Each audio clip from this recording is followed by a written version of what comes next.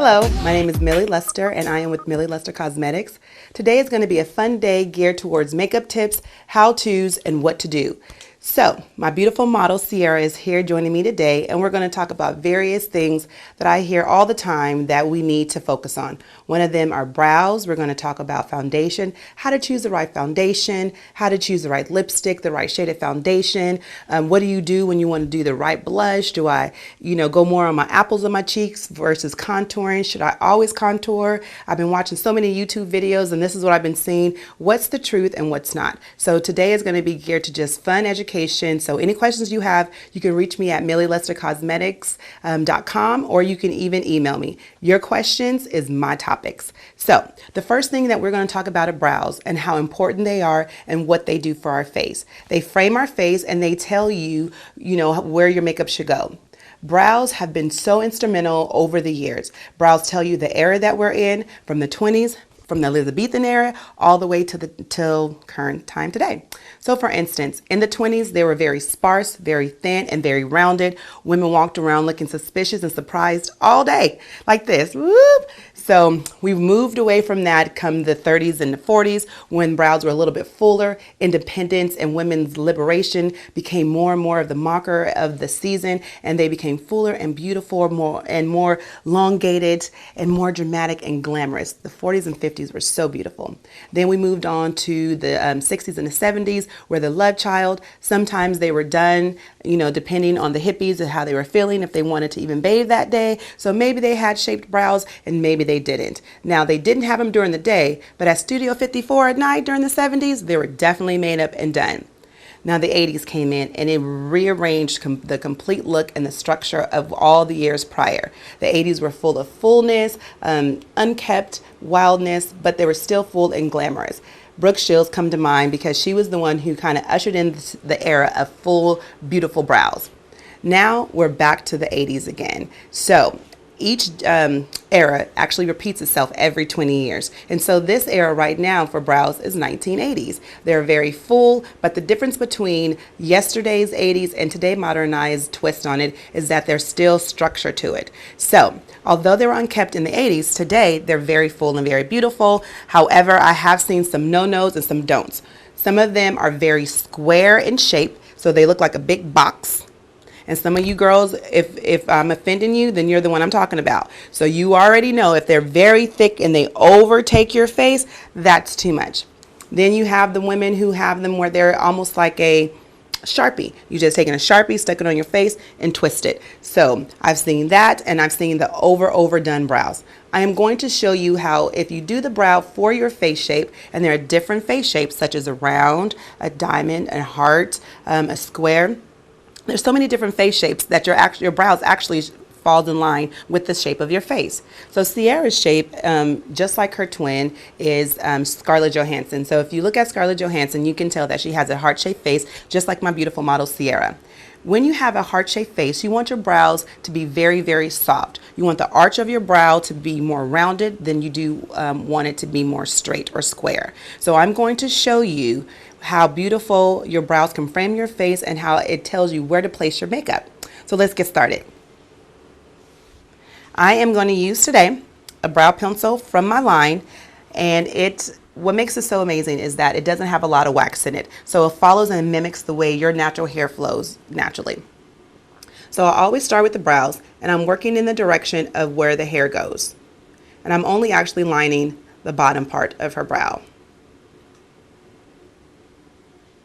And I'm not going to fill it in too much because I am going to fill it in with powder. And I go, like I said, in the direction of the hair. So whatever you do to one side, you do to the other. So I'm going to have it turn this way, and we're going to do the same thing to this brow. You don't want the color to be so dark and harsh.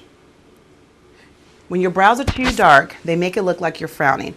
They make it look like you're frowning, you're upset. So if you keep it soft, sometimes you can achieve that with bleach, or if you just lighten your brow or even dye the color, sometimes it softens the overall look of the brow and your face. If they're too harsh, remember, it makes it look like you're frowning, and you don't want to do that.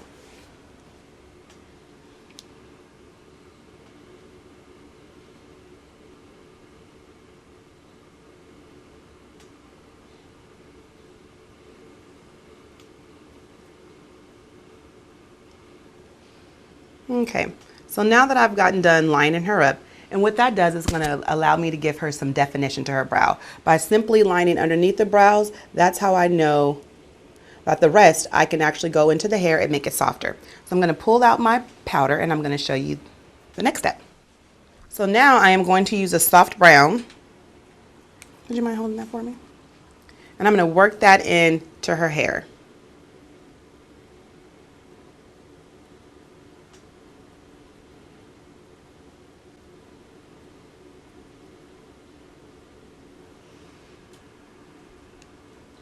Very little goes a long way.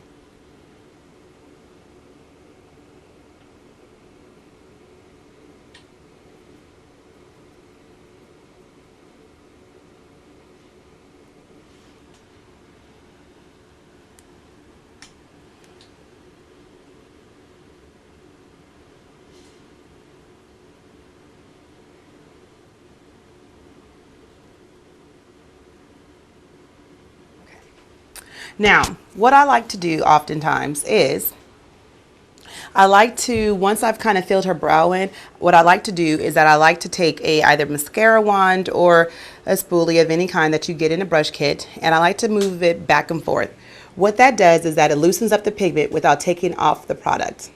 So sometimes if you're doing applying a product and you find that it's too dark or too heavy, then just simply moving it back and forth and loosening it up, you'll get the actual color and result that you're wanting.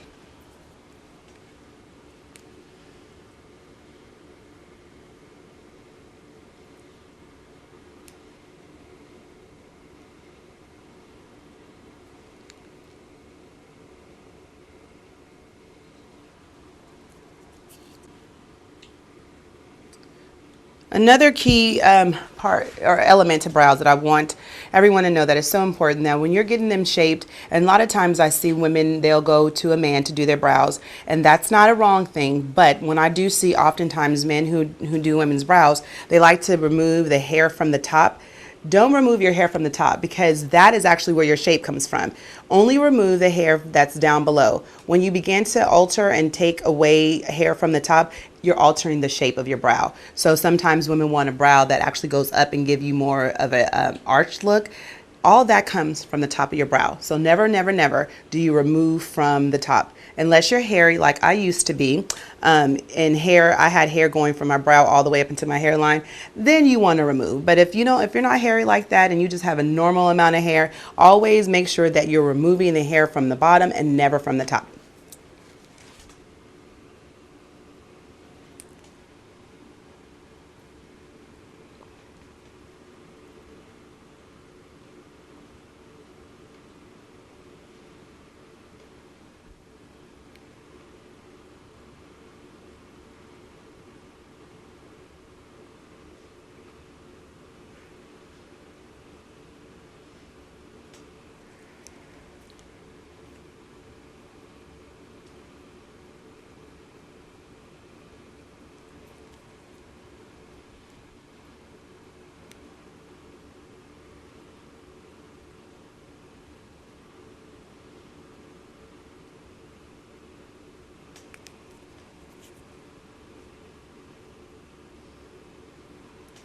Now the next part that I like to do is what I call a cleanup. I like to go in with some concealer and clean up underneath the brow. What that does is that it makes that line that I initially drew underneath at the bottom pop and become very, very sharp. And you'll appreciate that once I actually do it and you can see what I'm talking about. Okay, I am going to use a very light color. Let me add that to you. And I'm simply just going to wipe it underneath. This allows, it adds actually shape. It helps me to get my shape.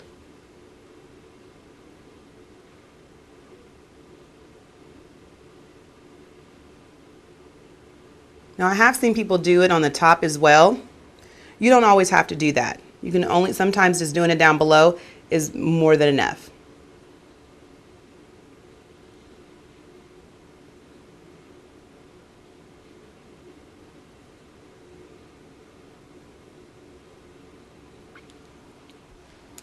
Let me see, Sierra. I'm gonna add a little bit more to the end. Same brown.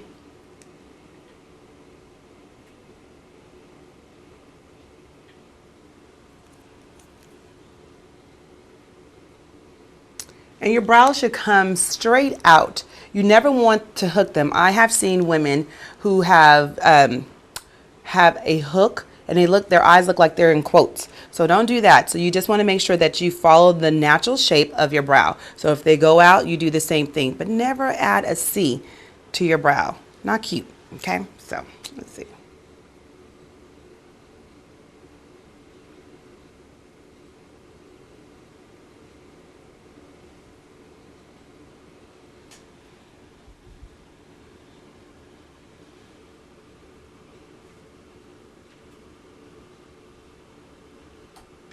Turn all the way for me.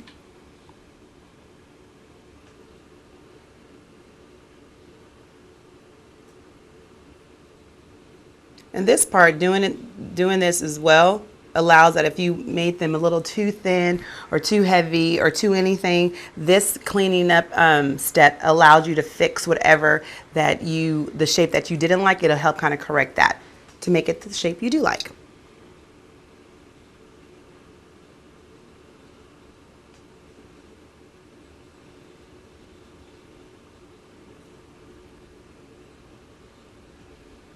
Last but not least, I add this extra step, and it's if a person has an oily skin or if a person is always busy and don't have time to retouch, adding this extra product, actually it almost looks like nail polish, seals the brows, keeps them from coming off, so you can sweat, you can have oily skin, you can dance like I do or twerk, whatever you want to do that will cause you to sweat. This will keep your brow on. And very little goes a long way. Let me see, pretty girl. All right. And that's how you get a beautiful brow.